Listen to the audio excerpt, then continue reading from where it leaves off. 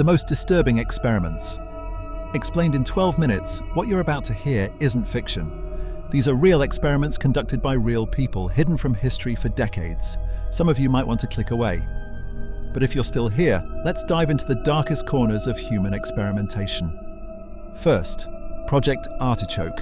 In 1951, the CIA launched Project Artichoke, the predecessor to the infamous MK Ultra. But this one was somehow worse.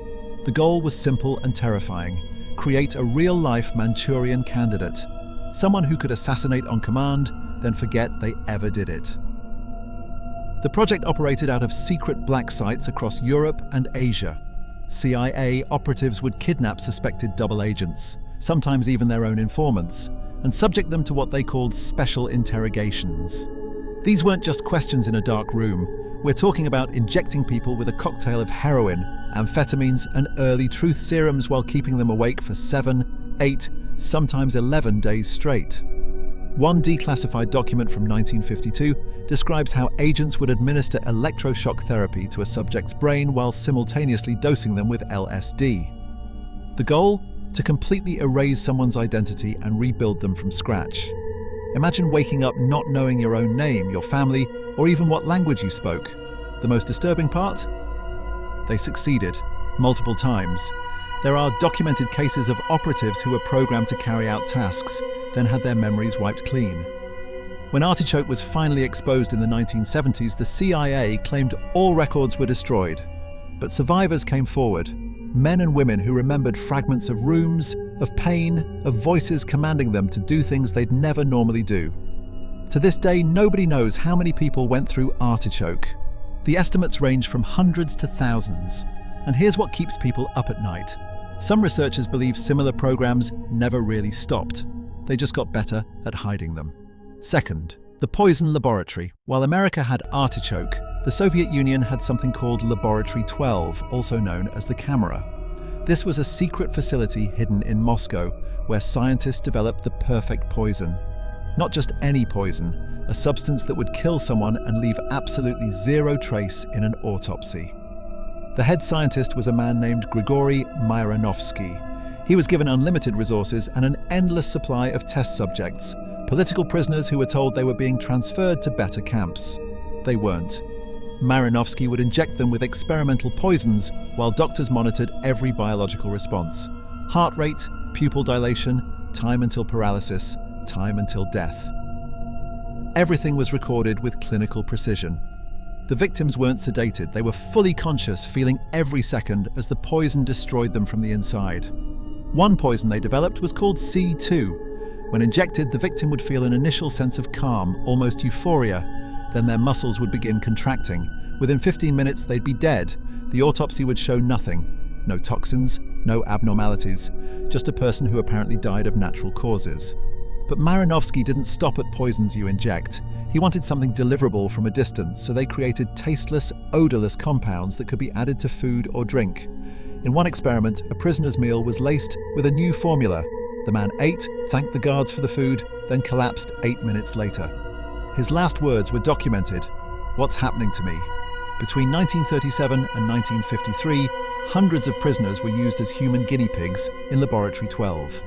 When Stalin died and Myranovsky was finally arrested, investigators found rooms full of detailed notes, including photos of victims in various stages of poisoning. The files were so disturbing that even hardened KGB officers requested transfers rather than continue reading them. And remember, these weren't just theoretical poisons, they were used in political assassinations across Europe during the Cold War. That heart attack a dissident had, that sudden illness that killed a defector, many weren't natural at all. Third, the Guatemala syphilis experiments. Now let's talk about something the US government officially apologized for in 2010. Between 1946 and 1948, American doctors deliberately infected over 1,300 people in Guatemala with syphilis and gonorrhea. Not accidentally, deliberately. The lead researcher was Dr. John Charles Cutler, working under the US Public Health Service. He chose Guatemala because he could do things there that would be impossible in America. His test subjects were prisoners, psychiatric patients, soldiers, and sex workers. People with no voice, no power, no way to say no.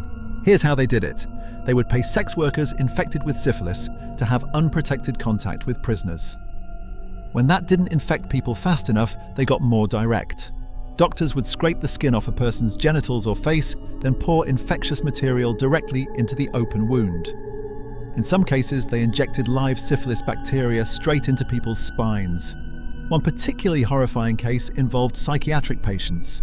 These were people who couldn't consent, who didn't understand what was happening to them. Doctors infected them, then watched as the disease progressed. Some received treatment, many didn't. The researchers wanted to see what untreated syphilis looked like in its advanced stages.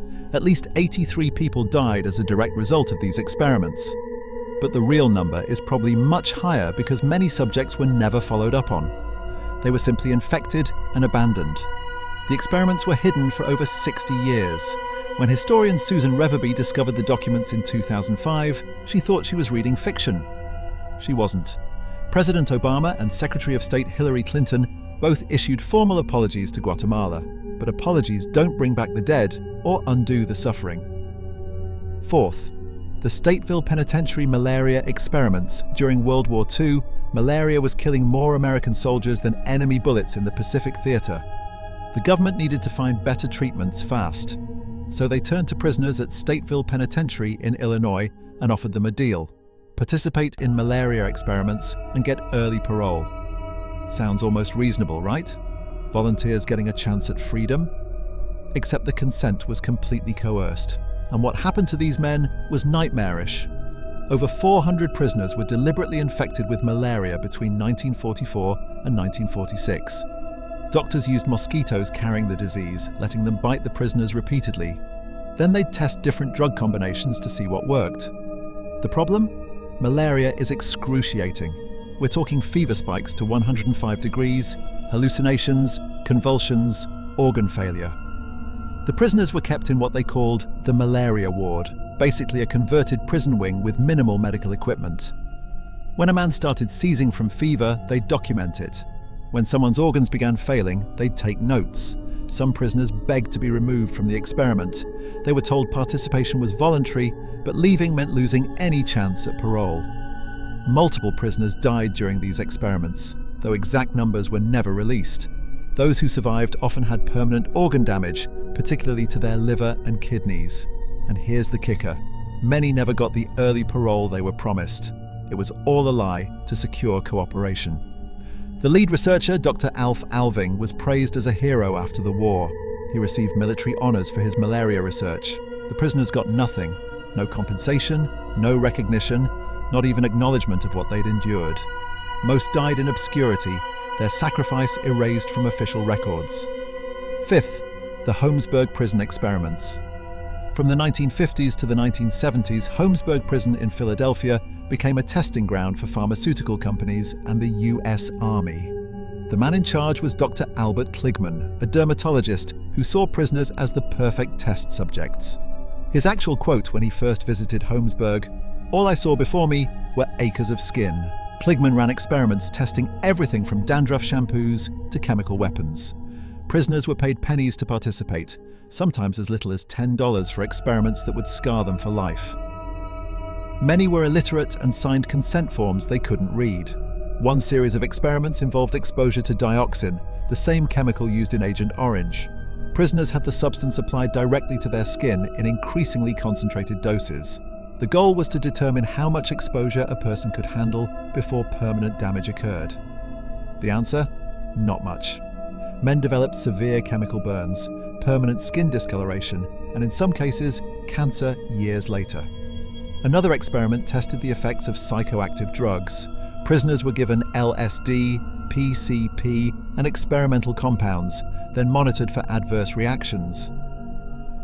When some prisoners experienced psychotic breaks, they were simply sedated and observed. No long-term psychiatric care was provided. The army wanted to know how different races responded to chemical exposure, so Kligman deliberately segregated his test subjects by race. He would apply the same chemical agent to white and black prisoners, documenting any differences in reaction. This wasn't medical research, this was using human beings like lab rats. Over 300 prisoners were involved in these experiments over 2 decades. When journalist Alan Hornblum exposed the program in the 1990s, he interviewed dozens of survivors. Many showed him scars covering their backs, arms, and chests. Some had developed rare cancers directly linked to the chemicals they'd been exposed to. Kligman never faced criminal charges. He died in 2010 at age 93, still defending his research as valuable contributions to science. These experiments share something in common. They treated human beings as disposable. Prisoners, the mentally ill, minorities, people in other countries, anyone without power became subjects for research that violated every ethical principle we claim to hold. The scariest part?